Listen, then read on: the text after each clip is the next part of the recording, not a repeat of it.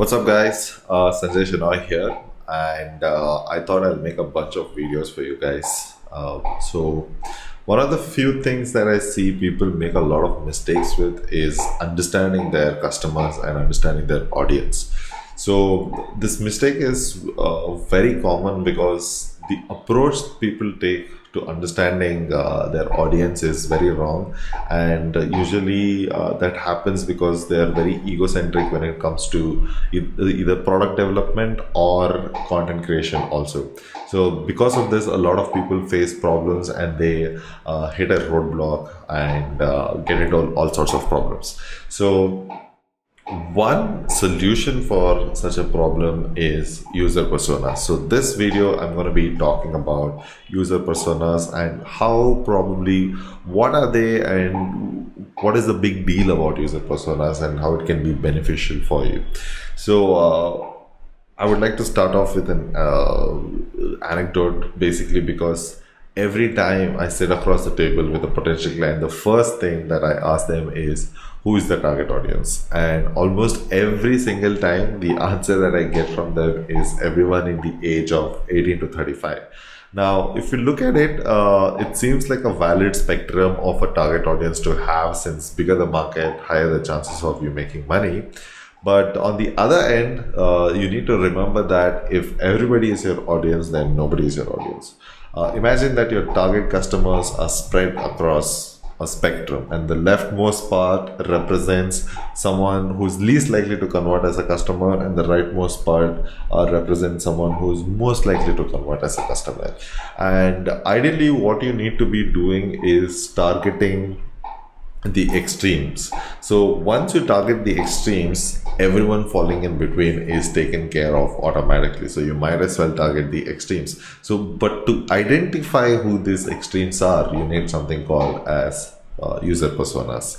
So some people call it customer avatars, buyer personas, and like, take your pick, everything is the same and everything means the same, so it's no big deal. But what are these user personas? So we need to understand that first. So to put it in very simple terms, user personas are the ideal profile of your ideal customer. That's what it basically is.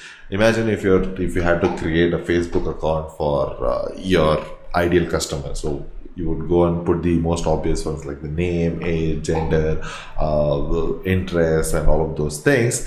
And that's precisely what you should be doing with your user personas too.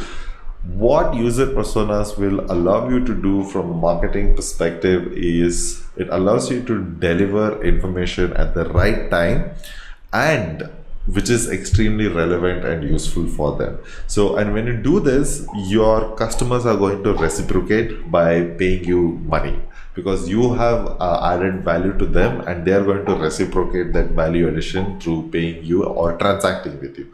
So any guesses for what are these user personas used for? So the problem is that the moment you say user personas, people start thinking as customers. So the problem is they're not just customers.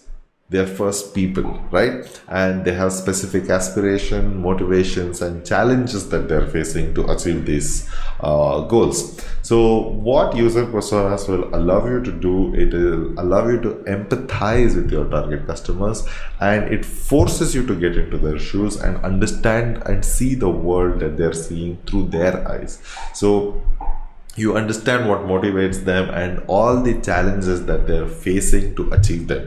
Once you understand this motivation, you basically create content that addresses this motivation and is aligned with this motivation. This alone will dramatically increase the effectiveness of your marketing communication and any form of content that you're going to create. So user personas, like I mentioned before, are anti-egocentric. They force you to think about your customers. It's not about you, it's about them. Your job is merely to communicate how you will deliver this content and add value to them. And this comes from a deep understanding of your target audience. Everybody would know Peter Drucker, so I would like to quote him here. He's a famous management guru. So he said that the aim of marketing is to understand the customer so well that the product or service basically sells itself. And that's exactly what you're trying to do with user personas. If you look at it, it's almost the mirror image of selling. You're not trying to sell, but you're making them buy. So although it might seem like the same thing, but think about it, it's like two different things. You're not actively selling, but you're making them buy what they want. So why should you be even creating user personas in the first place? It's a valid thought to have. The answer is very simple. This is the easiest way to understand your audience on a very deep level. Now that you have created user personas, you know their name, age, interest, blah blah blah, all of those things, but do you understand them on a deeper level? To understand them on a deeper level, you need to get into their shoes and, like previously mentioned, empathize with them. It's not enough to know that your target customer or your user persona is a business owner. You need to know more about him. You need to know what motivates him to take the action that you want him to take, and what are the challenges and concerns he has to take that action. So once you understand this, you will be able to create very relevant content for this particular user persona. And the more relevant content you create for this particular user persona, the more trust you're going to build. And the more trust you're going to build with your user personas or your potential customers, the more likely it is for them to transact with you and actually become into your customer. A lot of people call this brand, but this, if someone had to explain brand, this is how it happens. This is how brands are built. You are empathizing with them. You are understanding them and making this whole thing about them and not yourself. So one more thing that you need to understand that is your user personas represent a segment. So whoever, whatever profile you're building about your users, there are multiple people out there like that. Of course, their names, interests, and all of those might not match, might not be the same thing, but their motivations might overlap, their goals might overlap. So in essence, ideally speaking, what you're doing is that user persona is representing a lot of people who are like him.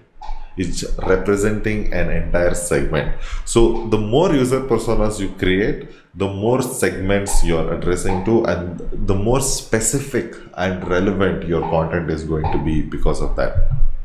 So, and the biggest advantage of doing that is you can personalize your communication to them. So anyone with half a brain knows that you cannot communicate the same way you would say communicate with a housewife or with a business owner or with a student.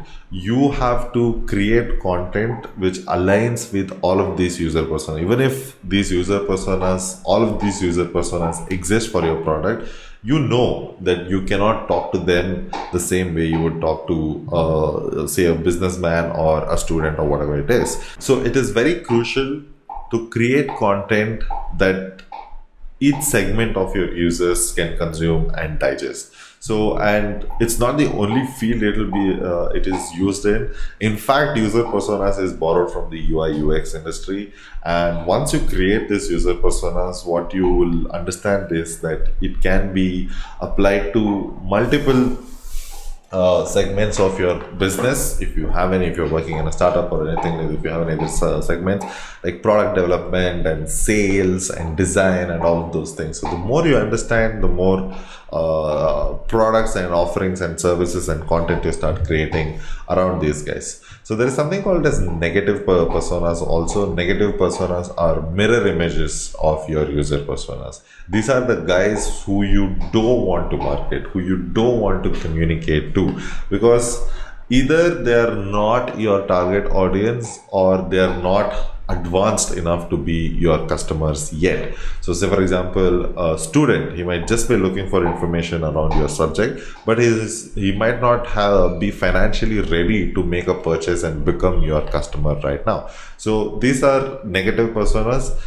And why should you create these negative personas? Because you shouldn't be wasting your time, energy, and effort on these guys. Whenever they're ready, they will come to your entire setup. But since they're not ready, ensuring that knowing who you're not targeting is also very essential. And the biggest advantage of doing this, it drastically reduces your cost per lead and cost per acquiring a customer. So that is the biggest benefit of creating negative personas and ensuring that you are not going to target these guys.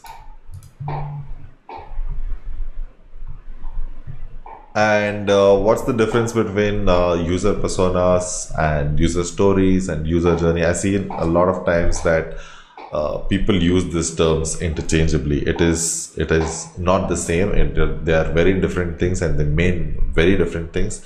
To simplify it, user personas are basically who your target audience is and describing them in great detail to try and understand them. Your user stories is basically what your customers need and what and why do they need this particular thing. User journey is the path of your potential user that takes from becoming an unknown face to a customer. So if you understand what stage of the journey your user is in, you can create very relevant content which connects with them.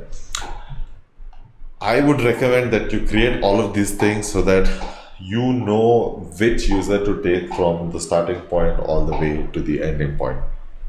And how are user personas applied in digital marketing? I just did a video about keyword research, and that's probably one of the best examples of how user personas can be utilized. And with user personas and keyword research, you can map the intent and the likelihood and the stage and journey of the entire funnel that they are in. And it's super interesting in keyword research once you understand user personas.